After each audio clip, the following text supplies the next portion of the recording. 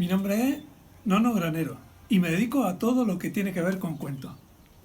Los escribo, los ilustro y una de las cosas que más me gusta hacer también es contarlos de viva voz.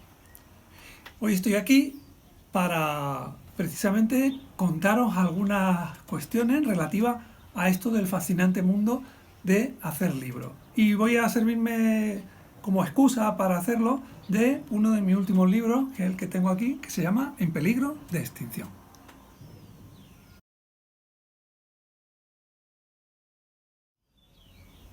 En realidad, cuando me preguntan sobre los inicios de esto de escribir, inventar historias o ilustrar, yo tengo que decir que yo creo que empecé como todo el mundo, pues cuando uno es pequeño y empieza haciendo sus primeros dibujos. En mi caso yo empecé a hacer dibujos cuando era tan pequeño que ni siquiera sabía coger un lápiz. Pero tuve la suerte de que en mi casa se juntaban las mujeres de la familia a coser y de esa costura sobraban siempre retales. Y yo con esos retales, cuando era muy pequeño, empecé a hacer mis primeros dibujos, como digo, sin lápiz y sin papel. A partir de ahí empecé a combinarlo, a hacer personajes y a esos personajes pues le iba inventando historias. Bueno, para trabajar en los libros, en la historia, todo suele empezar de una manera casi accidental, ¿no?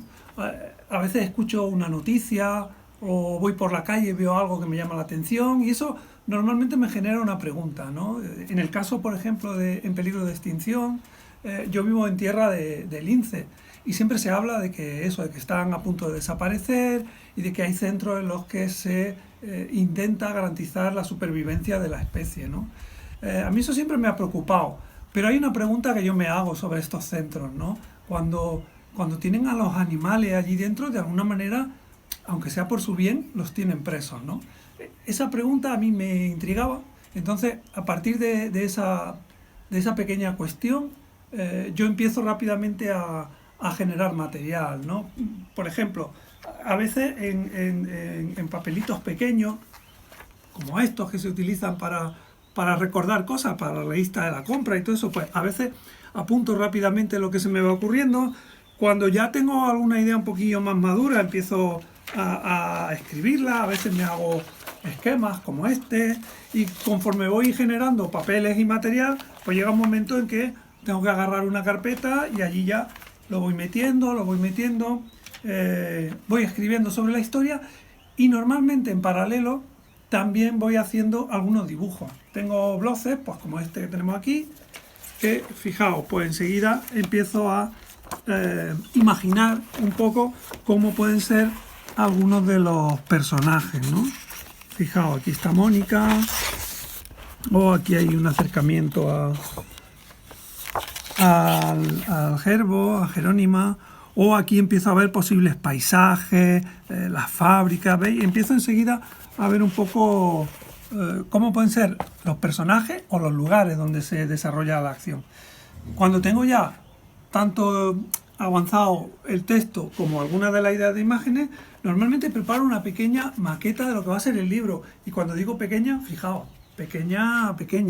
A veces hago unos bosquejos, es decir, unos dibujitos muy elementales y simplemente esto a mí me va sirviendo para plantear cómo será el ritmo que va a ir cogiendo el libro, ¿vale? Fijaos, por ejemplo, en esta. Veis que son 4 garabatillos, pero sirve un poco para hacerse la idea. Y cuando ya lo tengo claro, pues empiezo a hacer la ilustración. Y fijaos, el resultado de las ilustraciones, pues si recordáis la que hemos visto antes, pues así. En este caso, por ejemplo, la técnica ha sido con rotulador de pincel negro y acuarela. Y nada, cuando ya se tiene todo esto, bueno, se va dialogando también con la editorial para ver que todo va funcionando. Se termina de empaquetar, como yo digo, de darle forma y bueno, finalmente pasa por imprenta y tenemos el libro.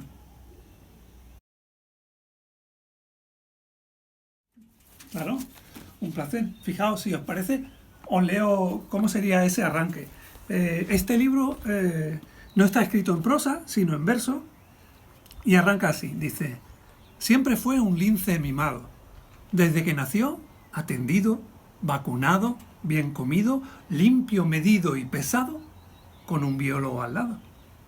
Y sin embargo, Facundo siente un malestar profundo porque, aunque sea de plata, una jaula es una lata y él se asfixia en este modo.